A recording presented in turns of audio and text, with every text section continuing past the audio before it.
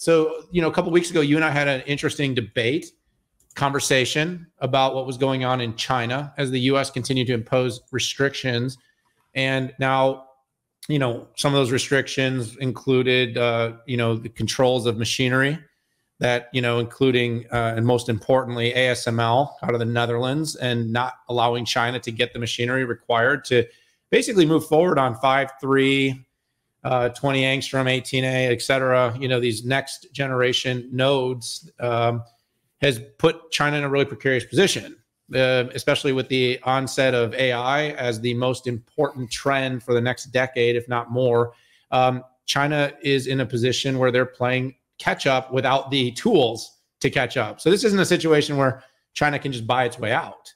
You did see the last week Ant Group, the big long saga in the courtroom, settled around at $1 billion fine, which, given what was going on in China, it's an interesting turn of events where China seems to be rotating back to enabling its largest tech companies to be successful, kind of winding down some of the regulation to slow their growth, slow the development of, wealthy iconoclast leaders that aren't part of necessarily the Chinese Nationalist Party.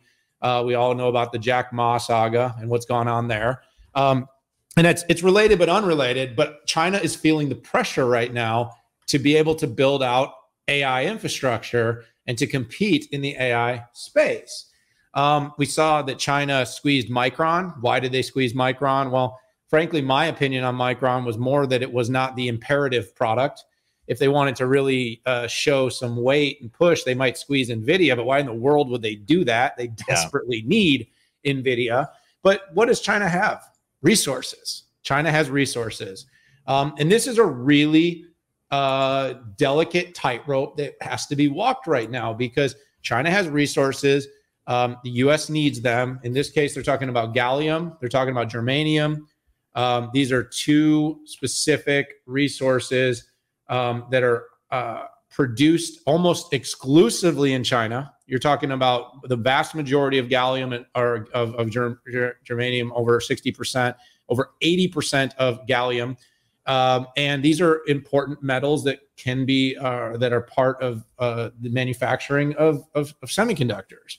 And, a lot of people don't realize, but, these chips don't just come out of thin air, and they're not made out of, all synthetics. There's a number, just like lithium, or the nickel that's going to be used in batteries. We talk about that sometimes. These are very important natural resources that are produced in limited quantities. Now, interestingly enough, this isn't something that's in limited production in China because that's the only place that has it. So this is where it becomes a very interesting debate. Is already phones are ringing around the world, countries like South Korea, Russia, Japan, Ukraine. I know. Why is it Russia and Ukraine? You notice themes with wars, anybody? Anyway, a lot of this can be produced in Russia and Ukraine, also in Japan and South Korea. But as well, I believe Canada, Germany, Japan, Slovakia, through recycling, and even in the U.S. Point is that nobody's manufacturing anymore because we've outsourced our entire supply chain to China, and we still haven't entirely fixed that yet.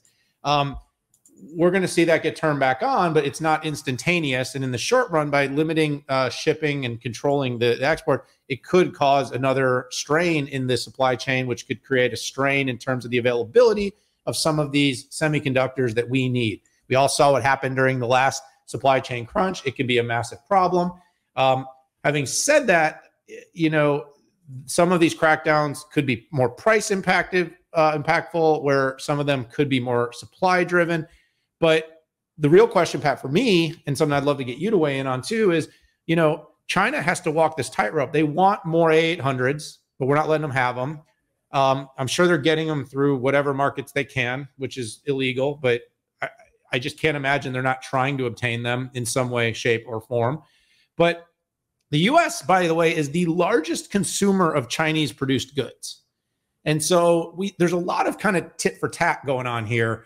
Is if China cracks down too hard on the U.S., it can become a bit of a problem for China in its own economic growth if we stop buying as much stuff from China. Having said that, we need everything from China because we've basically created this weird codependence, and we don't get stuff from other parts of the world, and other parts of the world largely aren't manufacturing.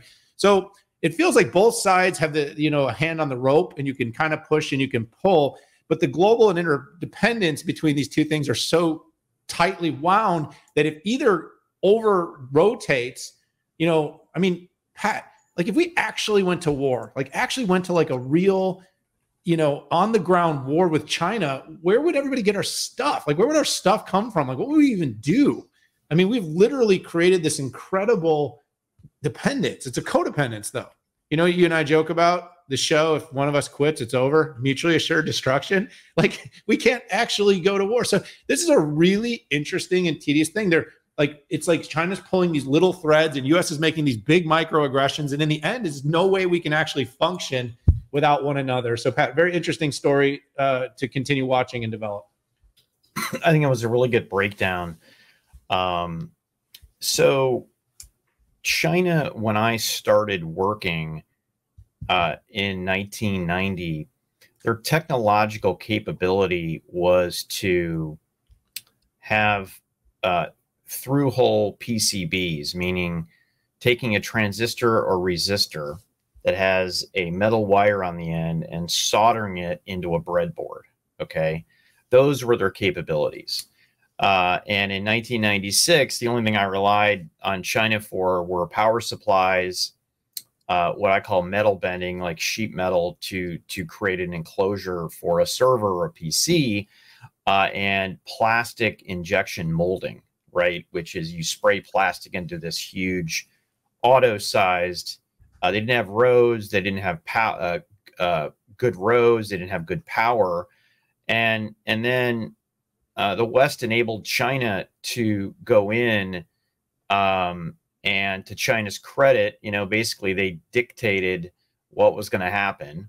If there was a house in the way of the highway, they would just actually remove an entire neighborhood. Okay. And from a policy standpoint, we believed that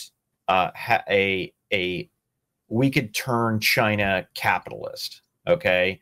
And if we turn China capitalist, they would not be communist, and we wouldn't have a potential thermonuclear war. Also, we wanted to increase the amount of decreased costs for particularly technology, for clothes, for pretty much anything. And so we outsourced it to China. So like you said, so this goes back a long way. And China invested. They invested in education, in PhDs, in college students, and their population, even if as a percentage is not as literate as the United States, they have 4 times more people than we do, 3 to 4 times more people than we do. So they're just, this absolute powerhouse. So, and then about 10 years ago, China basically throttled companies like Cisco, IBM, Microsoft. They were not allowed to participate in anything that was called critical infrastructure. And this is a fact, not opinion. Huawei stole Cisco IP to help create their networking technology. That is just an absolute fact. And by the way, if the knockoff Chinese Boeing 737 looking product looks 99% like a Boeing 737, it's because those designs were ripped off as well. So then China started, stealing a lot of U.S. intellectual property. Still today, China bans Google, Facebook, Instagram, Twitter, and in some cases makes it so hard, Dan, if you want to open up Futuring Group China, guess what the maximum percent of ownership you can have? 49.9. That's right. You do not own, you are not the majority shareholder of that company. Do you know what the deal is if Chinese companies want to incorporate in the United States?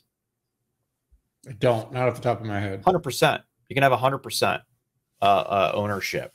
So we have a very, we seems always, fair, Pat, seems what's fair. that? That seems fair. I mean, it's capitalism, It's absolutely not fair. So, and I'm just saying this just to put this in context of how far this goes back, and it's exactly what NVIDIA and Micron are caught in the middle of now. By the way, I'm working on a column about NVIDIA and are we actually safer if we restrict NVIDIA products in China. So check it out.